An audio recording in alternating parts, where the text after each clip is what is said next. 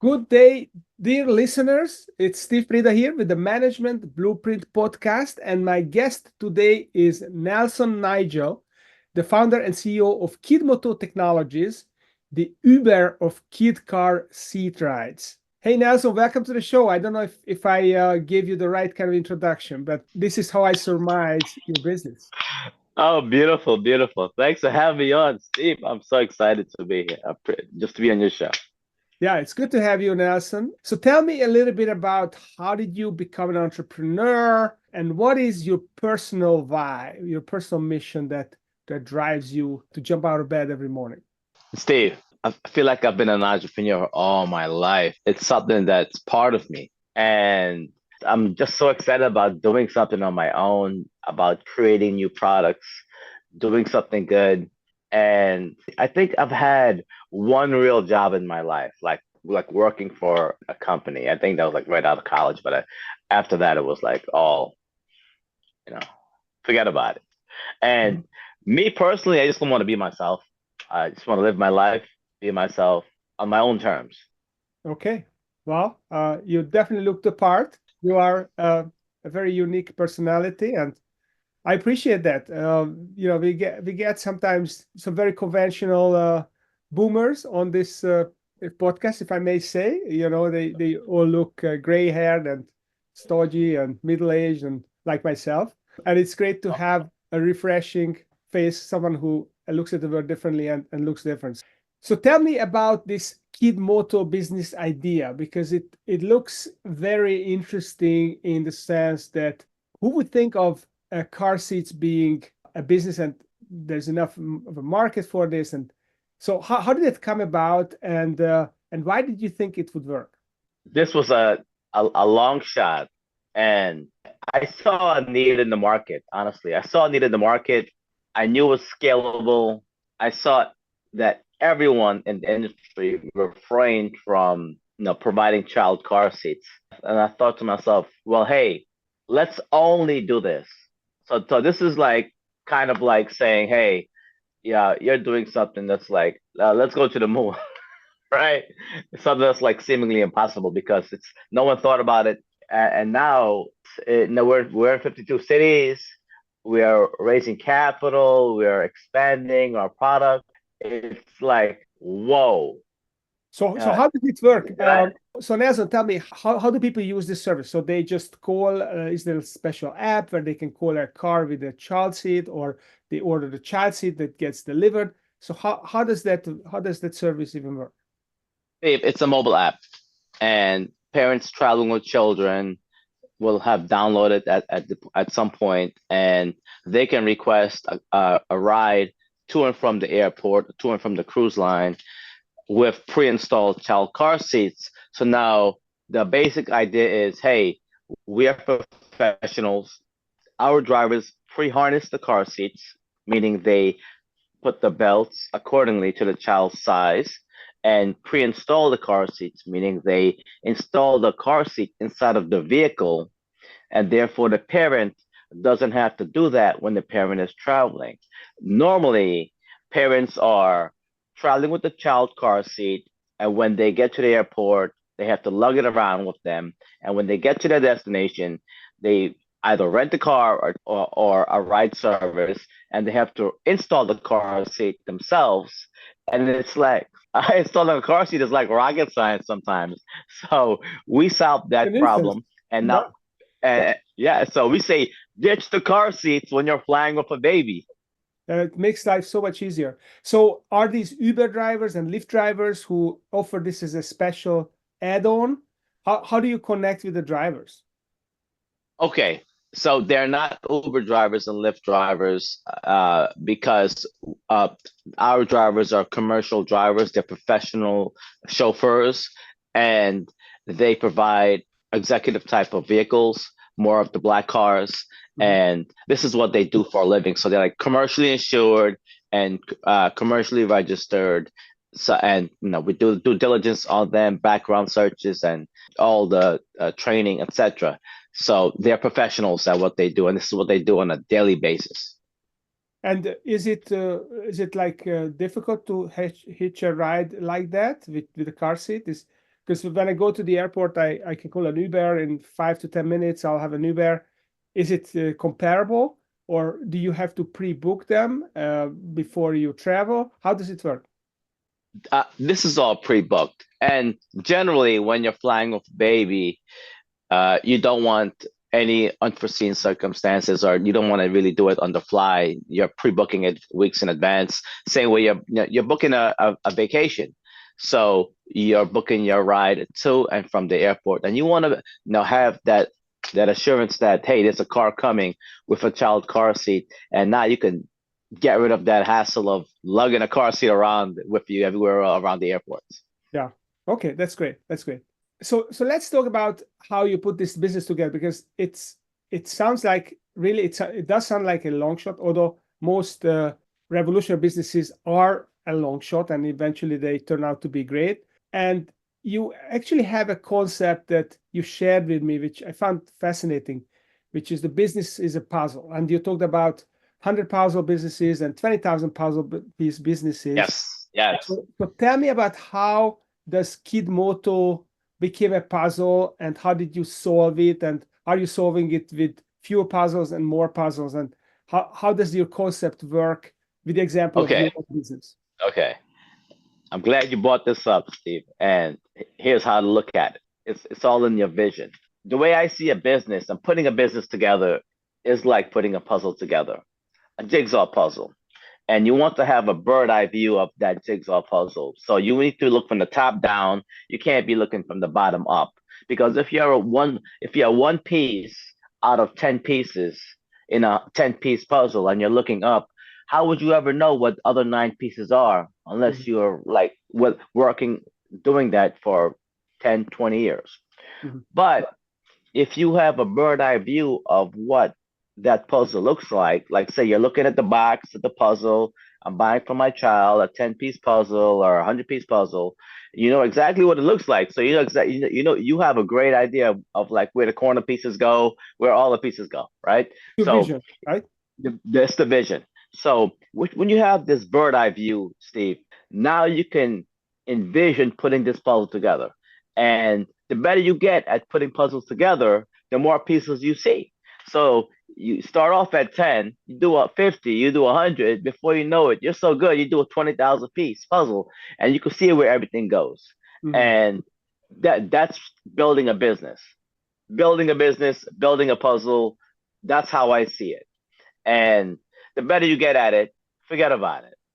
It's like putting together Legos. Now, if you do the small ones, then before you know it, you're doing 20,000 pieces. Yeah, I love this metaphor, because basically what that tells me is that, let's say I'm a technician, as Michael Gerber calls them. Yes. Maybe I'm a consultant and I'm just providing my services one-on-one to clients. That's a 10-piece puzzle. I just have my service, I have my process of calling the clients and working with them and billing them. That's their 10 pieces, maybe 50 pieces. And then when I hire people, then there's more complexity coming into the business. Then I have a team. We divide and conquer. We kind of share responsibilities. Maybe it becomes 100-piece puzzle, and then when we have layers of management, maybe it becomes 1,000-piece. And when maybe you have different locations, and then you have franchisees, then it becomes 5,000, 10,000, and you go an IPO, then it becomes 20,000. Yes. How you look at it? That's exactly how you need to look at it, because it gets super complex, right? You got to think about everything: employee succession plans, employee onboarding, software for onboarding, training videos. That's just HR, right? Or risk management. You're thinking about all sorts of different types of insurances and all sorts of different types of safety nets, and et cetera, et cetera. So yes, you're 100% right. Okay, so this understanding, to me as a business owner, it tells me that, okay, maybe I have a 200-piece business. So if I want to grow this business to the next level, then maybe I will have to add some puzzle pieces to it. I will have to add some, maybe systems and processes could be puzzle pieces. Yes. Maybe another product, or maybe I'm productizing a service, and that will create or require a lot more puzzle pieces for me. So how do you use this analogy to to help yourself building the business? How do you use it? Okay, so let's go back to the puzzle, Steve, right? You're saying you need to add pieces. Now, let's go back to what I said earlier. It's your vision. Mm-hmm. You have to visualize what you want to create. Mm-hmm. Now, you can't build a 10-piece puzzle in a small room. You Mm-hmm. have to have the, say, you could be in the living room, right? A bigger room. So you have to have the infrastructure built out, ready. You have to visualize, hey, it's going to be 10 by 10. So you need to be in a space that will allow you for 10 by 10. You can't be in a closet making a 10-piece. You can make a 10-piece puzzle in a small closet, yes, but you can't make a 1,000-piece puzzle in a small closet. You just can't do it. So I always say the corner bodega can't be a Whole Foods. Mm-hmm. That's just the reality.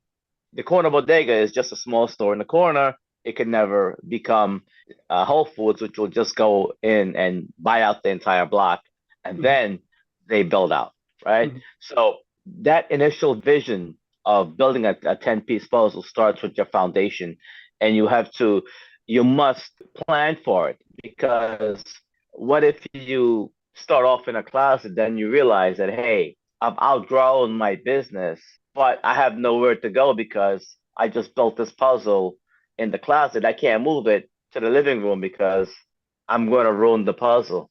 Mm-hmm. So essentially, when you want to take your business to the next level, then you have to develop a vision. What does this business look like? So let's say I have a consulting business, one-on-one. Okay, I envisage that I want a business where there are 20 people and we have different productized services and we provide it through different channels. And then I have to visualize this. Okay, what does it take? What is going to be the function, the organization of that business in order to be able to achieve that vision? And then who are my strategic partners going to be, and what my products going to look like, and what is it going to take to put all the puzzle pieces together so that this business really works? How am I going to generate the sales, marketing, back office Yes, operations, all that stuff. So starts with the vision yeah. and how you build your infrastructure. So it's easier to build in the living room where you have a lot of space, but it's just harder, right? But it's just harder to foresee that. So if you start off with the initial vision of, hey, let's build this puzzle in the living room, let's start there. Okay, it will be a lot easier in the long run because now you have a lot of space to build out this puzzle. But Yeah. if you don't foresee that and you start off in the closet, you get stuck. So let's take this analogy and let me transition into something that you can visualize. Mhm. So let's talk about building buildings. So you need to build that infrastructure. You need to dig down deep in order to go high. That's the reality of modern engineering, right? Architecture. So if you dig down 10 feet, you might build a two-story house Yeah. because the foundation is only dug 10 feet. It could be 10 feet by 30 feet. So now you can build a two-story house. Forget about it. That's it, right? If you try to put another story on it, that foundation is weak. It can't sustain that third floor. So you really, once you get to the second floor, that's it. Forget about it. You're done. Yeah. But if you dig down 30 feet now, of course you can put up a two-story house. Matter of fact, you could probably put up a five-story building, Mm-hmm.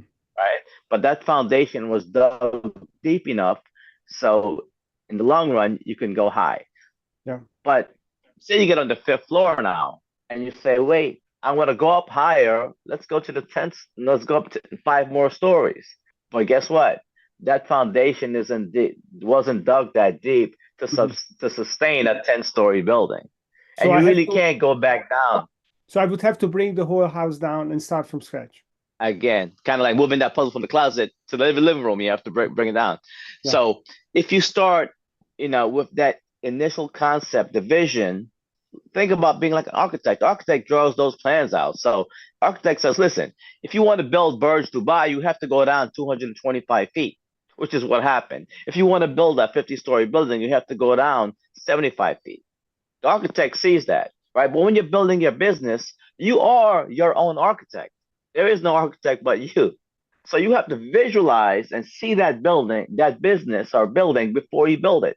So if you're saying, I'm Steve, I'm a consultant, I want to build a consulting firm with 100 consultants. Okay, fabulous. I need to build my foundation. I need to have enough space to put my puzzle together. I need to dig 50 feet down because the business I want to build is going to be 50 stories high. Got it. Got it. So Nelson, so how do you envision the future of Kidmoto? So what is your vision? What are the puzzles that you are putting together to achieve it? Right now, we're owned by Moto Nation, which is the parent company, and we're building out subsets of Kidmoto built on the Kidmoto platform and we have a national platform now. Mhm. So we have the infrastructure. So now we're building out a company called Busmoto, which is providing transportation for airline personnel, cruise line personnel, and last mile cargo. And we're building out Baby Moto, which is also in the child space, which is picking up infants from hospitals. So think about being a new parent and you have no idea how to get home from the hospital I remember that. because right. So and it's traumatic. It's just an experience that hey, you can give that to Baby Moto. They will pick us up with a pre-installed newborn infant seat, and we don't have to worry. And that's kind of the solution that we will provide with Baby Moto for new parents because having a newborn is stressful for both parents. It's traumatic, and it's never been done. So we're here, and we're going to be national. That's amazing. And yeah, and of course, another company we're working on is on Metamoto, which is more on the medical logistics. That's really cool. So you're going from child seats and you're going into different services. You're servicing the airport staff or the stewardesses, I guess, and stewards. Yes, And then you're also expanding into medical, and it's all about booking the right kind of vehicles, the right kind of equipment, so that these people can do what they need to do. and we're serving underserved segments of the population, niche segments, because these segments have not, well, companies have not really provided for these segments specifically. So we're very niche. We're providing for niche services. Mhm. And this is how we can compete in a space dominated by Uber or Lyft, etc. And you said that you are raising financing for the next phase of your business. Yes. So Yes. what is the financing for? What is it gonna fund? It's we're raising on Republic soon, and we'll be raising to hire more employees to add more pieces to the puzzle. Mm-hmm. Sounds awesome. So Nelson, if people would like to learn more about Kidmoto, Baby Moto, Metamoto, Yes. all these motos of the Moto Nation, where can they find more information? Where can they connect with you personally? Yes. So everyone can find me on LinkedIn. I'm Nelson Nigel, and you can find me on Twitter.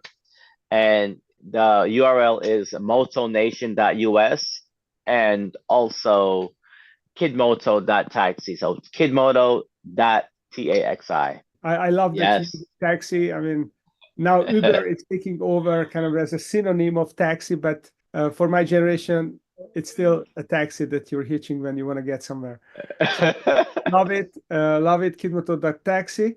So, and Nelson, thank you for coming on the show and sharing your framework with the 10,000 puzzle business. It really is a Yes.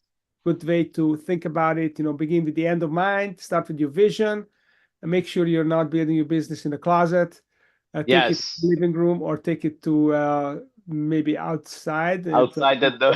a big office in New York or Yes. Europe, and then figure out what those puzzle pieces and how you're going to put them together. I love it. And those of you listening, please stay tuned. Make sure you follow us on YouTube and LinkedIn. Steve Preda Business Growth. We are posting video shorts of all our episodes. We are posting articles of our episodes on our website, Steve Preda Business Growth website. So make sure you just check us out there as well. So thanks for Nelson for coming, and thanks for listening. Thank you, Steve, for having me, and I appreciate you. Thank you very much.